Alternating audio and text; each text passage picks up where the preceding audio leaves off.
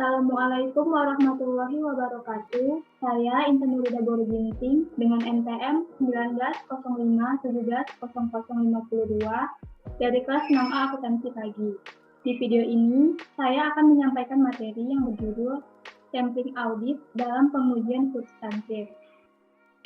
Sampling audit adalah penerapan prosedur audit terhadap unsur-unsur suatu saldo akun atau kelompok transaksi yang kurang dari 100% dengan tujuan untuk menilai beberapa karakteristik saldo akun atau kelompok transaksi tersebut.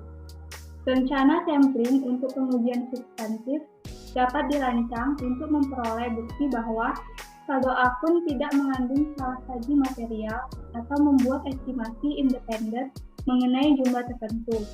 Selanjutnya, ketidakpastian, risiko-risiko sampling, dan risiko audit. Auditor dibenarkan untuk menerima beberapa ketidakpastian dalam pengujian substantif. Jika biaya dan waktu yang dibutuhkan untuk pengujian 100% atas item dalam populasi. Menurut pertimbangannya, lebih besar daripada konsekuensi kemungkinan kesalahan pendapat karena hanya menguji sampel data.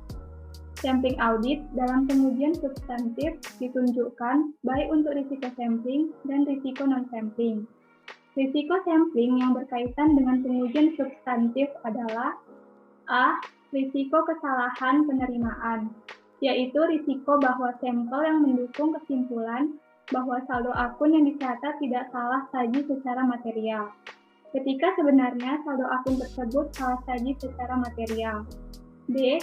Risiko kesalahan penolakan, yaitu risiko bahwa sampel yang mendukung kesimpulan bahwa akun yang dicatat adalah salah saji material, ketika sebenarnya saldo akun tersebut tidak salah saji secara material. Risiko kesalahan penerimaan dalam sampling audit berhubungan dengan risiko deteksi yang berkaitan dengan pengujian substantif serinci yang spesifik yang diterapkan pada pemilihan item sampel.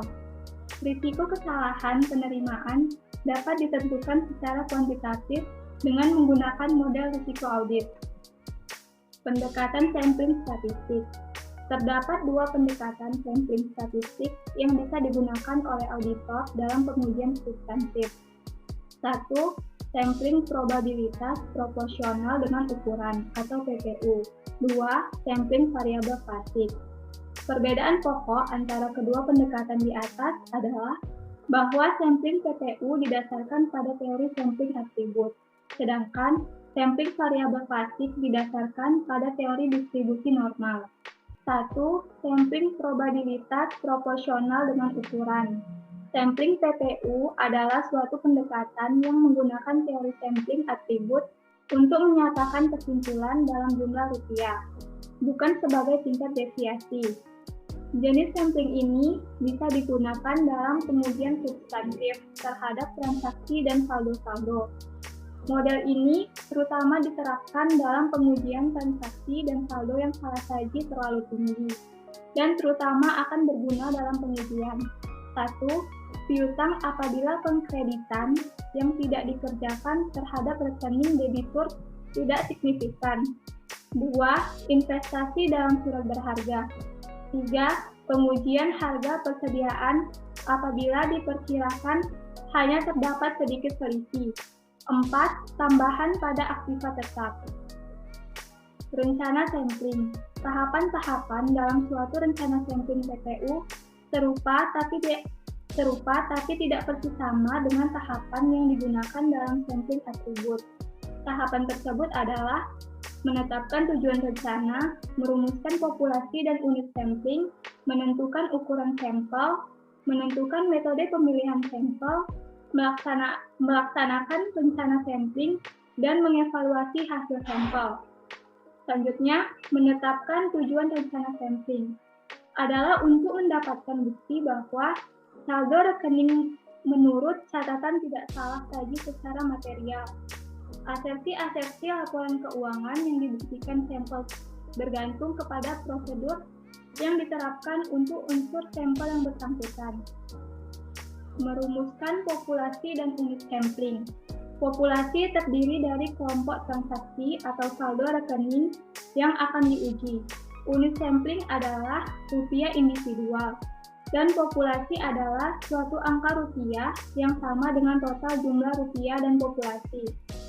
Rupiah individual yang terpilih sebagai sampel kadang-kadang membawa keseluruhan unsur yang lain dari populasi yang sama.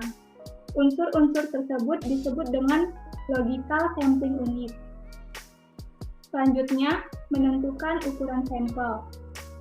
Dapat dirumuskan sebagai N sama dengan NB dikali FK per SD dikurang AS dikali FP.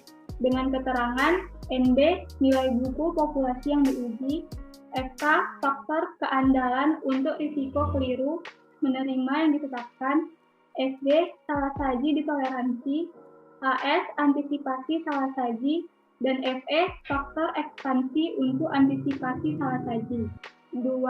Sampling variabel klasik. Jenis-jenis teknik sampling variabel klasik yaitu MTU, selisih, dan rasio. Adapun keuntungan pemakaian sampling variabel yaitu 1. Jika diperlukan, sampel mudah diperluas bila dibandingkan dengan sampling TPU. 2. Saldo nol dan saldo biasa tidak memerlukan rancangan khusus. 3. Apabila terdapat perbedaan besar antara nilai audit dengan nilai buku, tujuan auditor akan dapat terpenuhi dengan ukuran sampel yang kecil dibandingkan dengan sampling TPU. Sedangkan kerugian pemakaian sampling variabel yaitu 1. Sampling variabel klasik lebih kompleks daripada sampling TPU. Umumnya, auditor membutuhkan bantuan komputer untuk merancang sampel yang efisien dan mengevaluasi hasil sampel. 2. Untuk menentukan ukuran sampel, auditor harus memiliki estimasi atas standar, deviasi, dan berbagai karakteristik dalam populasi. Demikian yang dapat saya sampaikan. Semoga dapat bermanfaat. Lebih dan kurang saya mohon maaf. Wassalamualaikum warahmatullahi wabarakatuh.